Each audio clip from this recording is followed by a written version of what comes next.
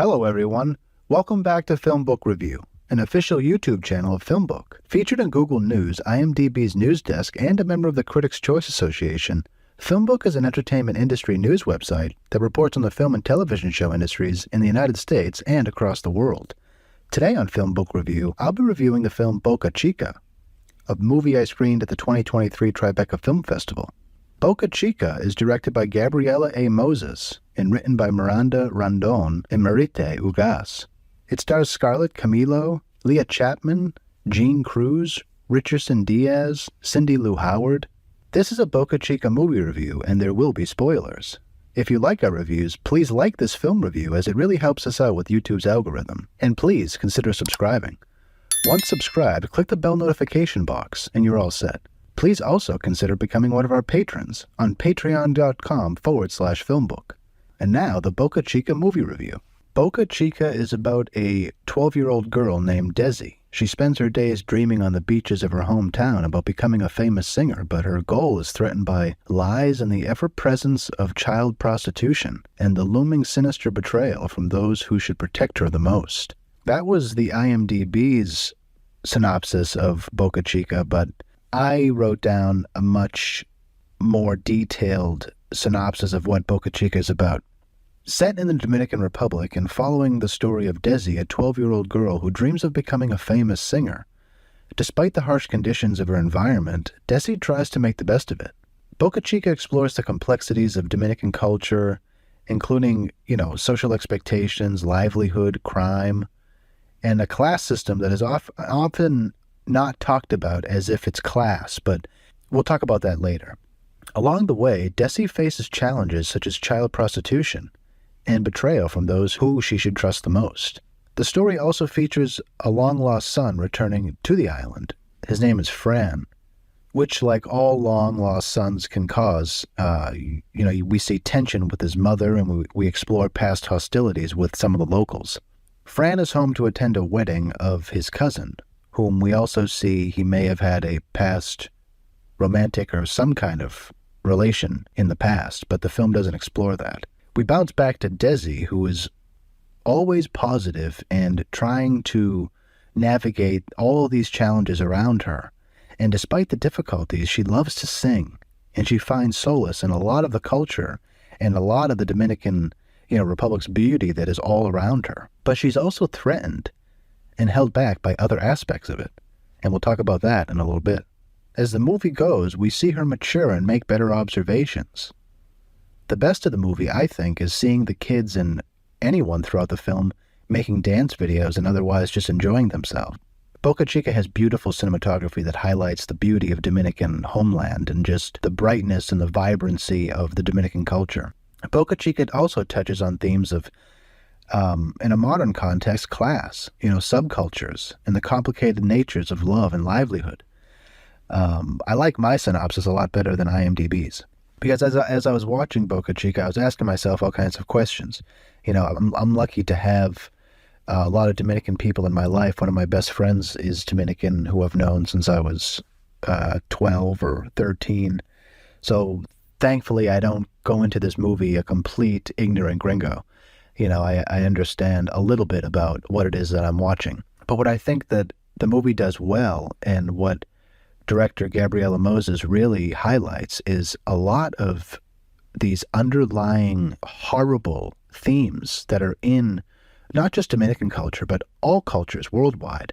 But specifically, we see it in BOCA CHICA in the Dominican culture where, the machismo energy is still very much alive. The sexist class kind of function of society that we kind of look back to and poo-poo the British for doing, I see in the Dominican, I see in Mexico, I see in countries in South America. I see a very strict and conservative society. So the women have a role and the men have a role, and that's fine. I'm not reviewing a movie to talk about gender roles in the world or society. But what BOCA CHICA does well is kind of underscore the fact that Desi is caught in between all of these defined classes. We don't talk about Mexican or South American or Dominican culture as if there is a class within it, but there very much is, I think, from an outsider's observation and a gringo's understanding of government and the way in which law should operate in a modern society.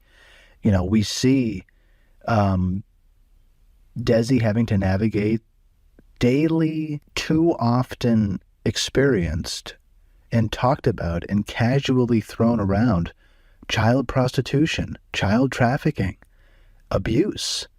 All of these themes are very common, I find, in South American, Mexican, Dominican, Haitian culture that we don't talk about. And I think we need to talk about it because we pretty much only talk about European culture in this context. And it's not fair because it's not true. Because what I see in Boca Chica is sexism, class, crime, trafficking, both in human and sex trafficking. I see abusive females. I see abusive males. I see homosexuality being weaponized and kind of told within the movie in the toxic way that it is presented in Dominican culture. And I just think that Gabriella Moses really does a powerful and good job at showing us all of these incredibly powerful and important themes, but ones that aren't really talked about.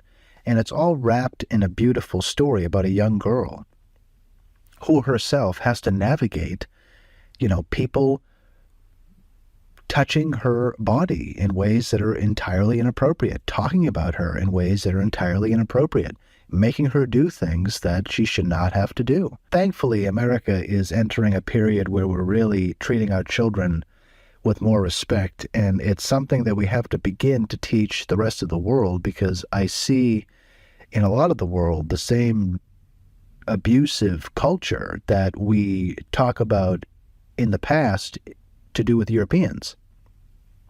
So I think that the more movies like Boca Chica that are made is good for everyone. The more directors like Gabriella Moses that make movies are good for everyone. And she just signed with an agency. And I can't wait to see what Gabriella Moses does next, because Boca Chica is an extremely powerful story. Desi almost gets lost in the whole story of the timestamp of looking at a particular family and person's life in the Dominican Republic.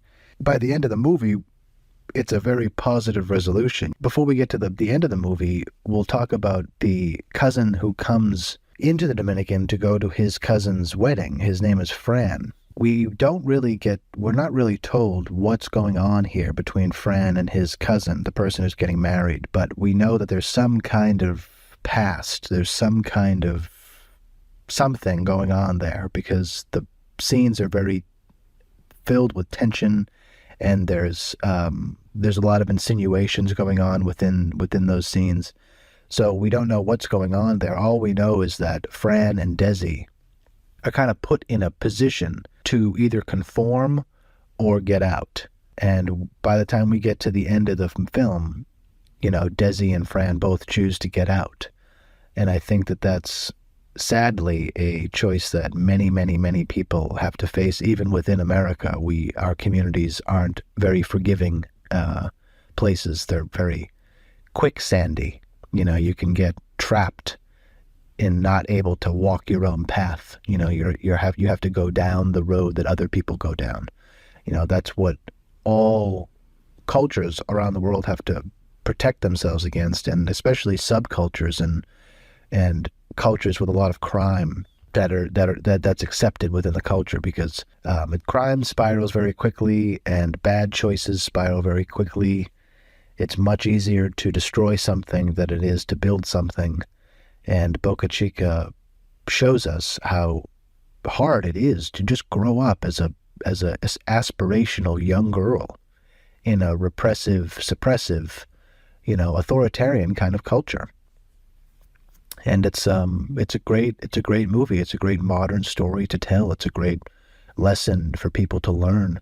I just think that everybody would benefit from seeing Boca Chica, and I'm just so grateful to have seen it. And that brings us to the conclusion of this Boca Chica movie review. I would love to hear your thoughts on it below in the comment section. If you liked what you heard during this review, please like this video and please consider subscribing to this channel. Please also visit and subscribe to our podcast channel at FilmBook Podcast and our trailer and reaction channel at FilmBook Trailers. Thank you for viewing, and watch one of these reviews next.